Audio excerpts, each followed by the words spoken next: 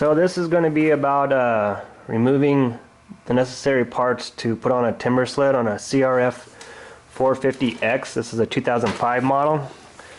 So first you want to remove your seat, which I've done. Set that down somewhere safe.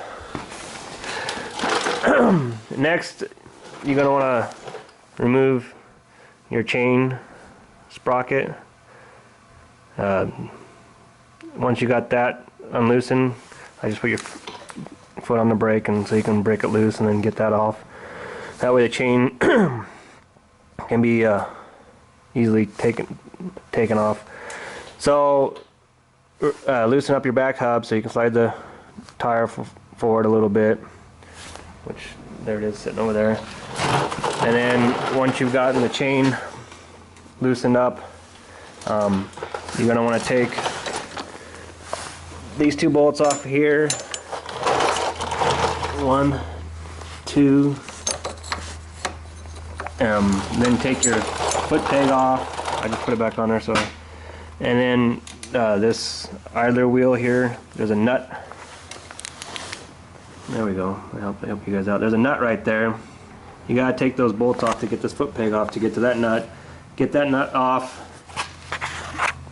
Do this with two hands, sorry. And then this will come off, and then you can see there's a nut section there, and then a nut over here. Break those loose, get them loose, then break loose your swing arm assembly there. Slide it all the way through.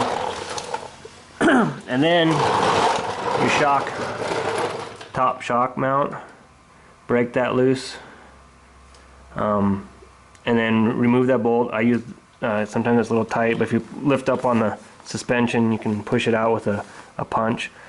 And then you're going to remove all this side of the wheel here. You can take off, and then you can do that after you get the swing arm out. So then slide this shaft out on your swing arm. Slide that one out, and then the whole thing.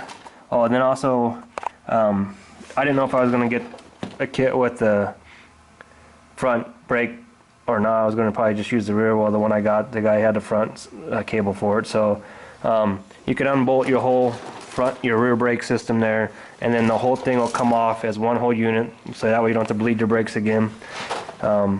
Slide the shaft out, and then slide that out, and it'll just all pop down. Make sure you have that unbolted.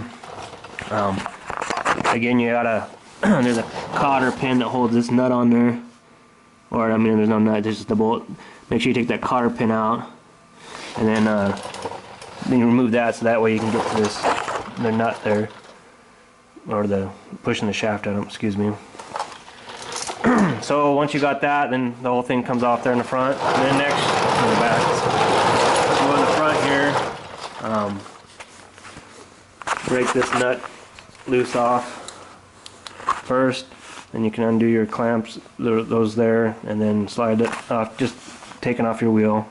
And then if you were not going to use the front brake system, you can remove it all off there, which I already did, but I'm going to be putting it back on because, like, again, the guy had the extra longer cable for running the front handlebar brakes to work on the timber sled. So there's a timber sled there. That's a 137. So I don't have the fit kit yet. It is coming, and we will go through on another video on that. This shaft here will go right there, or this bottom piece here we won't be using. And then there's a strut rod. There's the bolt there, and there'll be a rod that goes up to the front, or excuse me,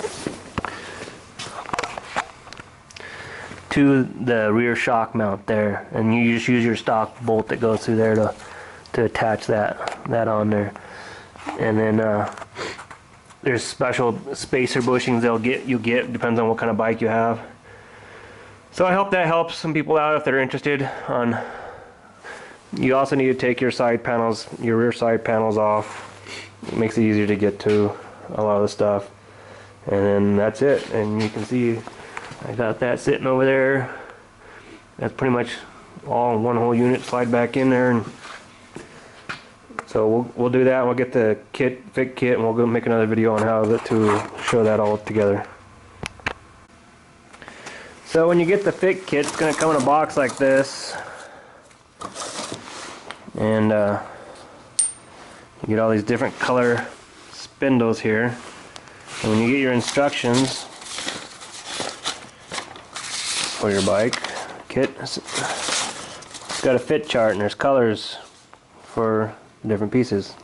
Alrighty, so spindle, reducer, washers, so on. Honda, we got an 05 here, we're doing the X model. So you got a green, a pink one, a purple, and it says insert centers reducer with fat collar portion on the left.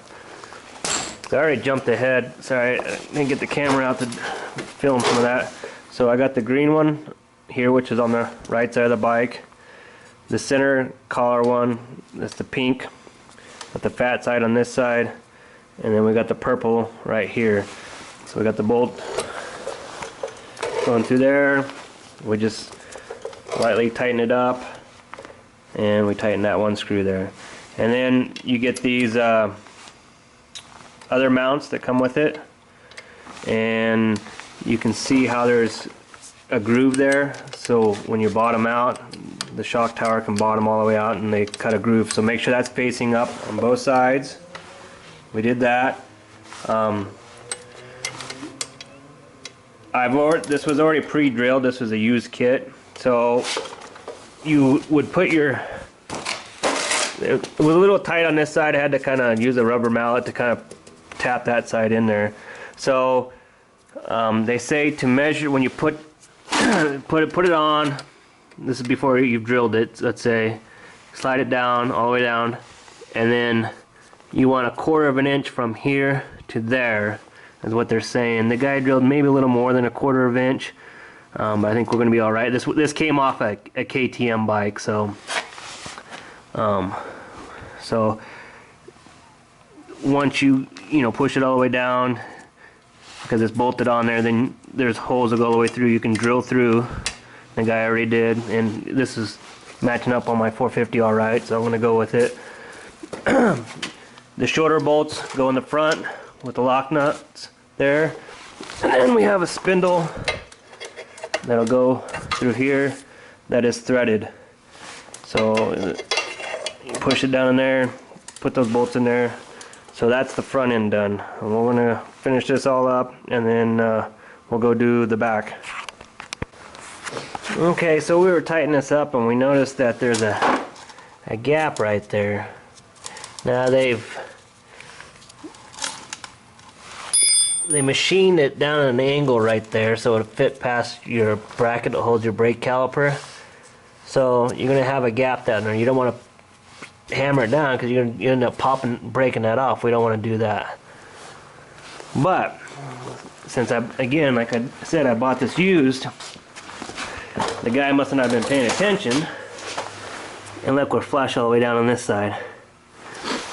So when he pilot drilled these holes, he put that side flush, put that there, and I can tell we're a little lower on the ski here than we are over here. I can put my finger underneath there. I can't put my finger underneath there. So we should probably re-drill, is what it looks like we should do. Go up 1/2 inch from there and re-drill, and hopefully that doesn't weaken it up too much. Or we can run it like this, but the correct thing would be to do is get this spacing up the same distance as it is over here. I think they should have probably, I know why they didn't machine more of it off, because if you keep going down, you're not going to have much strength in this bracket right here. So they went as far as they could, but they didn't want to lose the integrity of this bracket with that bolt there. So for you guys putting it together, that's something they didn't, explain that in the instructions, the instructions. So a helpful hint to help you get that up there if you're doing this by yourself. My stand's kind of tall, but I just use the floor jack so I can pump it up That helped me get it lined up there so I can run that bolt through there. But we can see everything looks like it's gonna go all right there. You want to run your hoses, try to keep them away from the track and run them back that way. Some guys are having the vent hoses ice up on them. This is a carbureted motor, so the crankcase or whatever vent tubes, I guess they were saying they're icing up, causing problems. But so we'll get on with that.